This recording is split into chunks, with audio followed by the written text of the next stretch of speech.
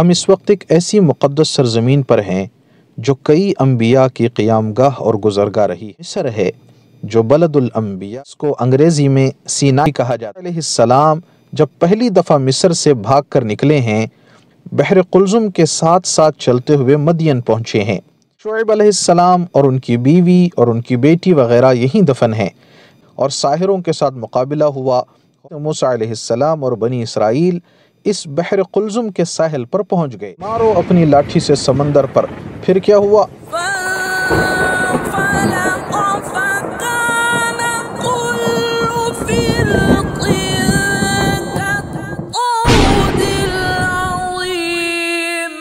تو پھر کیا ہوا؟ اللہ کا حکم ہوا اور سمندر آپس میں مل گئے۔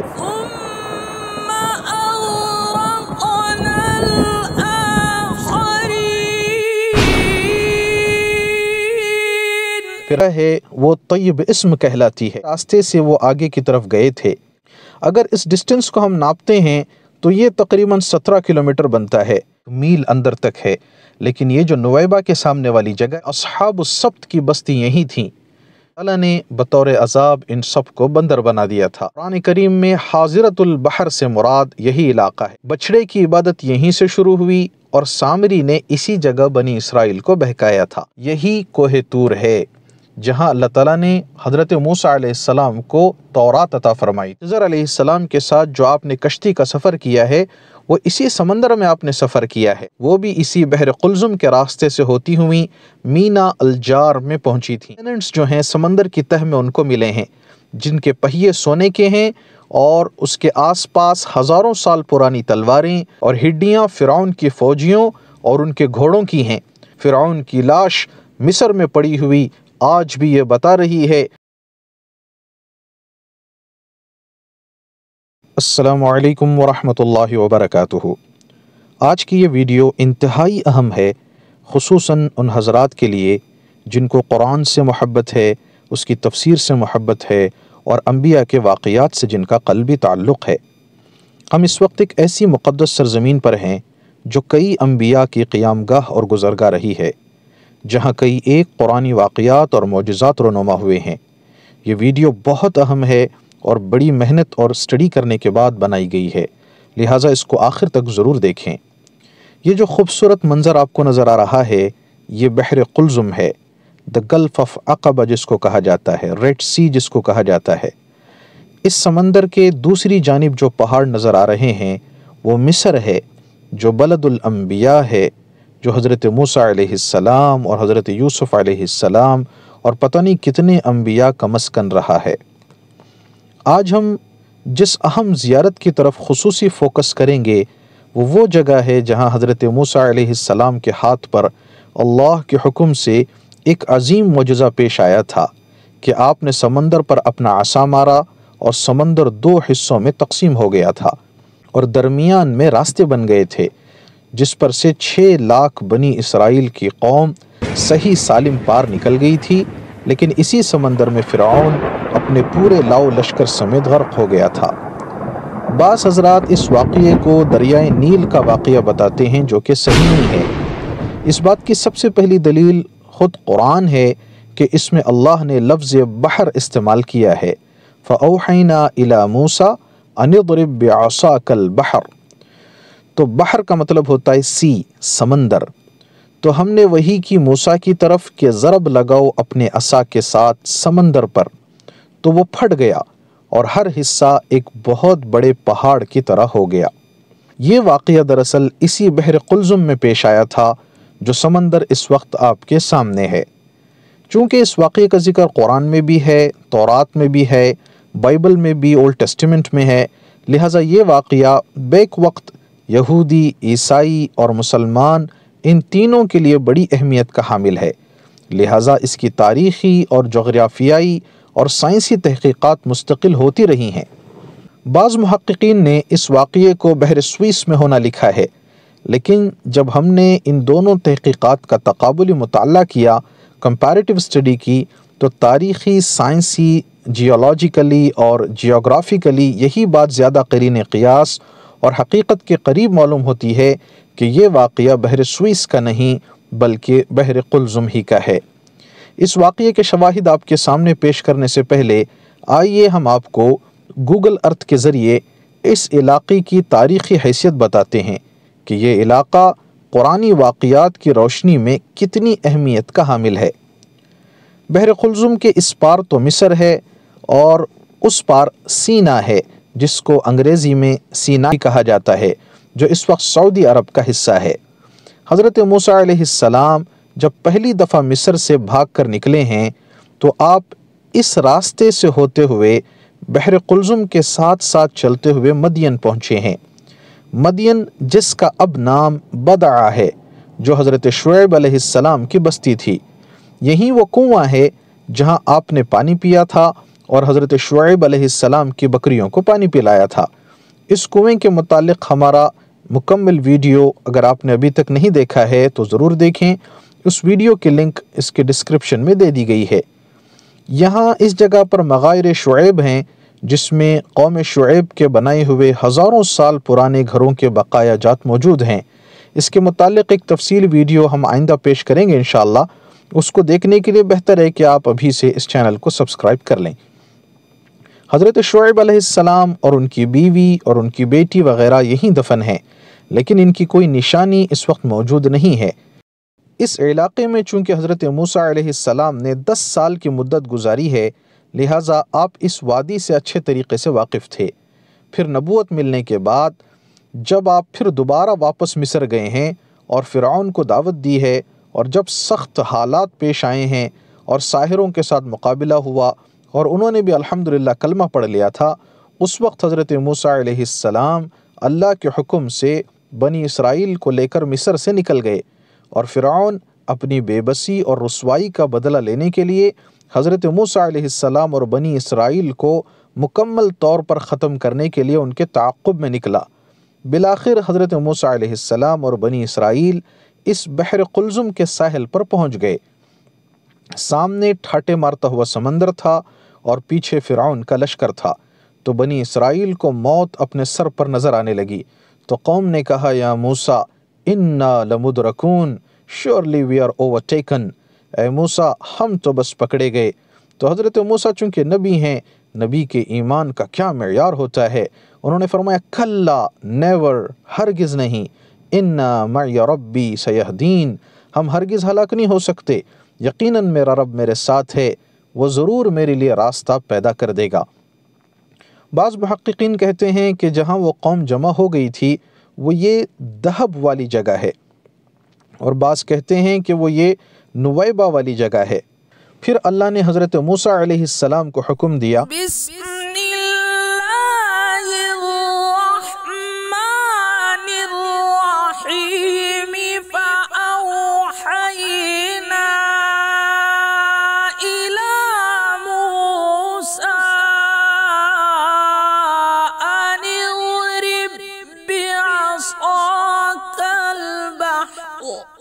So we revealed to Moses saying, strike the sea with your staff۔ تو ہم نے وحی کی موسیٰ علیہ السلام کی طرف کہ ضرب لگاؤ اپنے عصا کے ساتھ سمندر پر۔ یہاں لاجک یہ کہتی ہے کہ اس کو یوں ہونا چاہیے تھا، یا موسیٰ اضرب علی رأس فرعون، اے موسیٰ فرعون کے سر پر مارو، سمندر پر مارنے سے کیا ہوگا؟ لیکن یہاں اللہ تعالیٰ اپنی قدرت و طاقت کو دکھانا چاہتا ہے۔ یہاں اللہ ہماری فزکس کا، ہماری کیمسٹری کا اور ہماری اوشینالوجی کا جنازہ نکالنا چاہ رہا ہے۔ یہاں اللہ یہ دکھانا چاہ رہا ہے کہ اگرچہ کہ ان اصولوں پر اللہ تعالیٰ اس کائنات کو چلاتا ہے، لیکن وہ کسی بھی مادی اصول و ضوابط کا پابند یا مجبور نہیں ہے، وہ جب چاہے جو چاہے کر سکتا ہے۔ اضرب بعصاک البحر، تو مارو اپنی لاٹھی سے سمندر پر۔ پھر کیا ہوا؟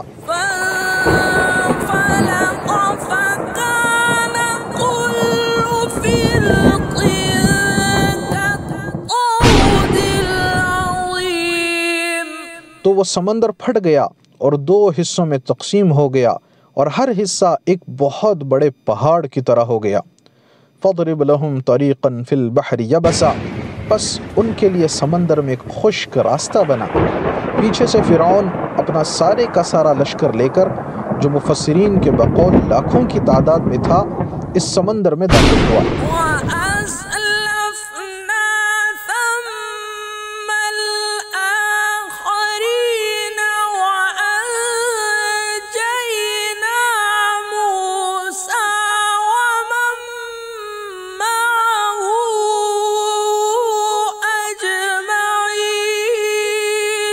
پھر فرعون کا لشکر بھی ان کے قریب پہنچ گیا۔ وَأَنْجَيْنَا مُوسَىٰ وَمَن مَّعَهُ أَجْمَعِينَ، اور ہم نے موسیٰ علیہ السلام کو اور جو لوگ ان کے ساتھ تھے ان سب کو بچا لیا۔ جب بنی اسرائیل کے سارے لوگ سمندر کے پار نکل گئے اور فرعون اپنے لشکر سمیت بیچ سمندر میں آ گیا تو پھر کیا ہوا؟ اللہ کا حکم ہوا اور سمندر آپس میں مل گئے۔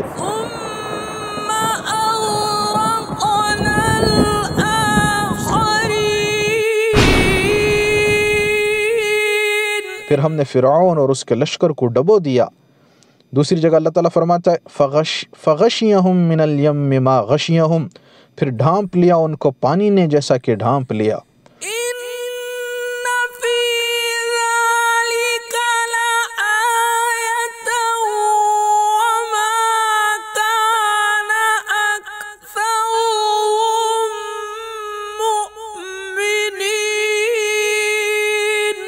یقیناً اس میں ایک نشانی ہے، لیکن ان کی اکثریت ایمان لانے والی نہیں ہے۔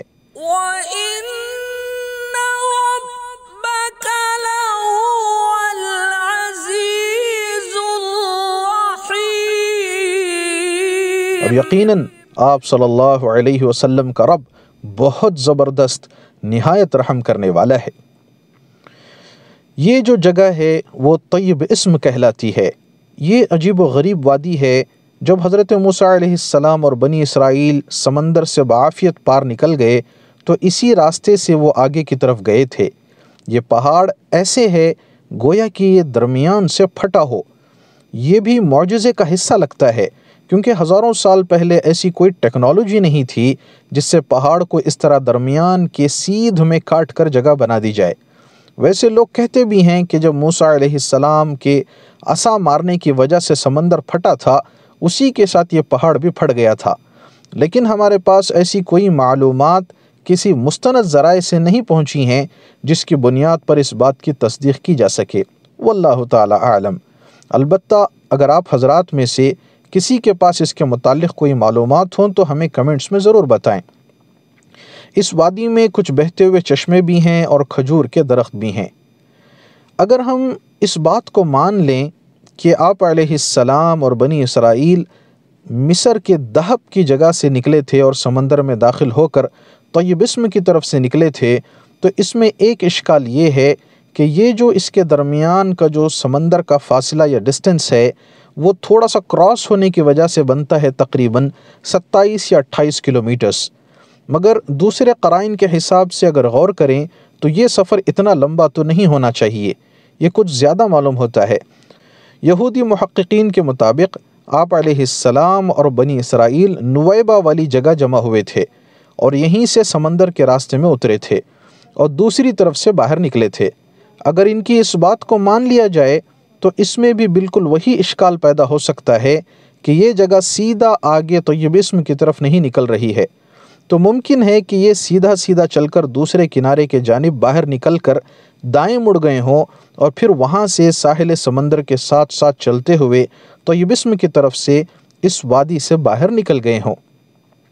اگر اس ڈسٹنس کو ہم ناپتے ہیں تو یہ تقریباً 17 کلومیٹر بنتا ہے۔ یہود و نصارہ کی موجودہ تحریف شدہ کتابوں کے مطابق یہ سمندری راستہ 10 میل لمبا تھا، تو ویسے یہ 17 کلومیٹر تقریباً 10 میل بن جاتا ہے۔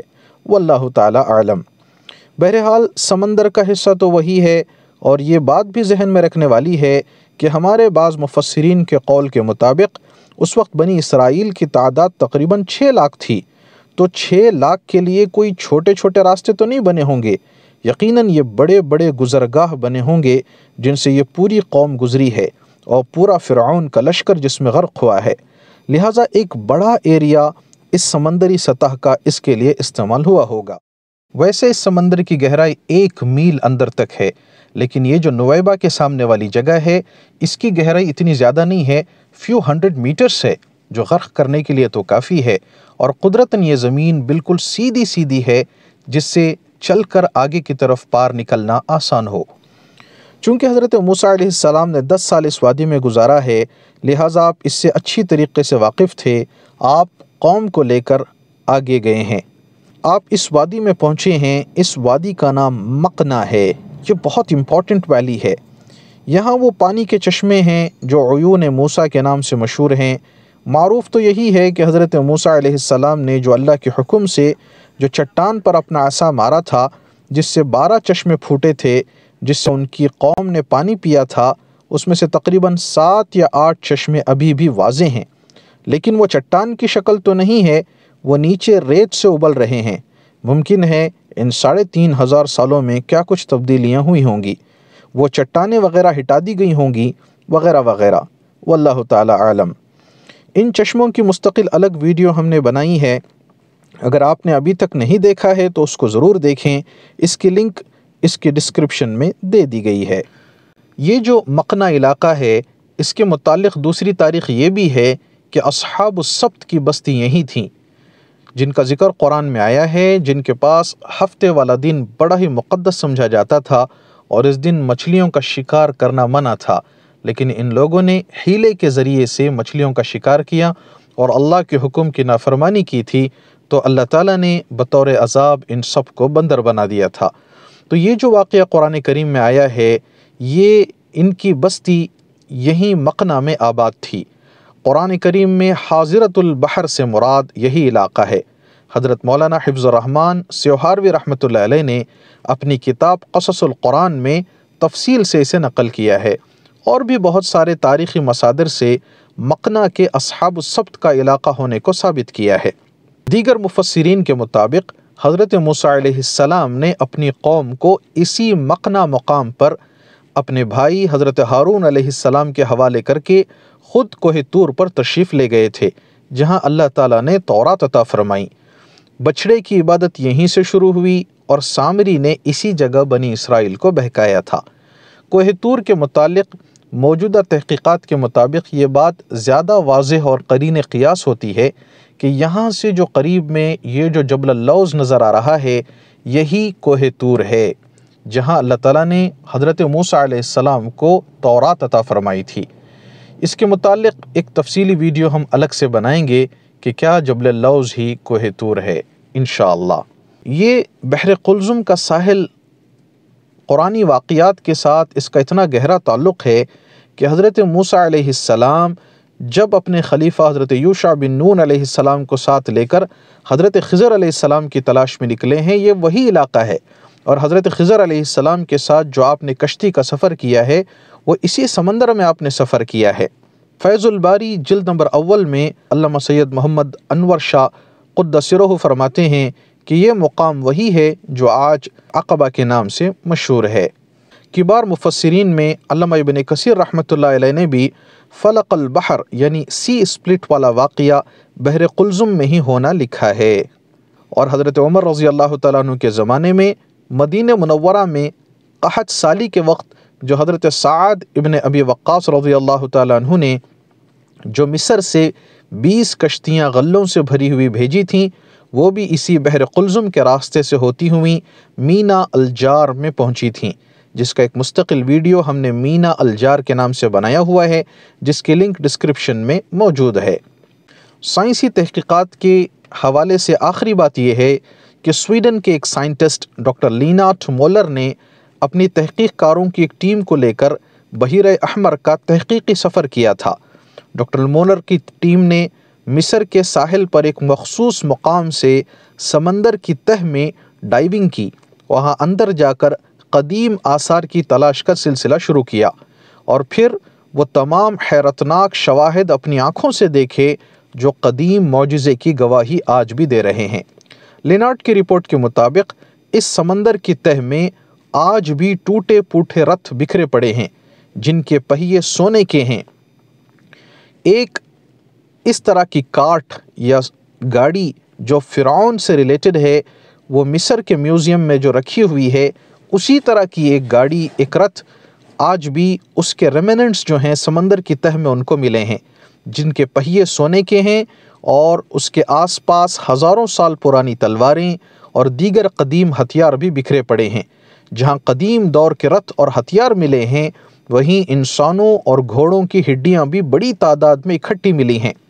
ڈاکٹر مولر کا کہنا ہے کہ ان اشیاء کا اس کے سوا کیا مطلب ہو سکتا ہے کہ یہ فرعون کی فوج کے رتھ ہیں، اور ہڈیاں فرعون کی فوجیوں اور ان کے گھوڑوں کی ہیں۔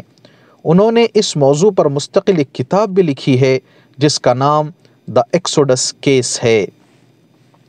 خلاصہ کلام یہ ہے کہ حالات چاہے جتنے خوفناک اور خطرناک نظر آ رہے ہوں، جب اللہ کے بندے اللہ کے حکم اور اس کے رسول کی مکمل اطاعت کو اپناتے ہیں تو اللہ تعالیٰ ان کے لیے ایسی جگہ سے راستے نکالتے ہیں جہاں سے ان کا وہم و گمان بھی نہیں ہوتا ہے۔ اللہ تعالیٰ طاقت کے نشے میں چور دشمن کو اس کی ساری طاقت و قوت کے ساتھ ہلاک کر کے عبرت کا نشان بنا دیتے ہیں۔ فرعون کو غرق کر کے اللہ نے کہا فَالْيَوْمَ نُنَجِّيكَ بِبَدَنِكَ لِتَكُونَ لِمَنْ خَلْفَكَ آيَةً وَإِنَّ كَثِيرًا مِنَ النَّاسِ عَنْ آيَاتِنَا لَغَافِلُونَ. So today we shall save your body so that you may become a sign for those after you, and many of the people are heedless of our signs. تو آج ہم تمہارے بدن کو بچائیں گے تاکہ تو اپنے بعد والوں کے لیے ایک نشانی بنا رہے، اور یقیناً بہت سے لوگ ہماری آیات سے غفلت ہی برتتے رہتے ہیں۔ یہ موسیٰ اور فرعون کا واقعہ ہمیں سبق دیتا ہے کہ کبھی بھی نا امید نہ ہوں، بس اللہ اور اس کے رسول کے حکم کو پورا کریں۔ فرعون کی لاش مصر میں پڑی ہوئی آج بھی یہ بتا رہی ہے کہ اللہ سے ٹکر لینے والوں کا آخر انجام کیا ہوتا ہے۔ علامہ قرطبی رحمۃ اللہ علیہ کے مطابق حضرت موسیٰ علیہ السلام اپنی قوم کے ساتھ مصر واپس آ گئے اور اللہ نے پورے مصر پر آپ کو حکومت عطا فرمائی۔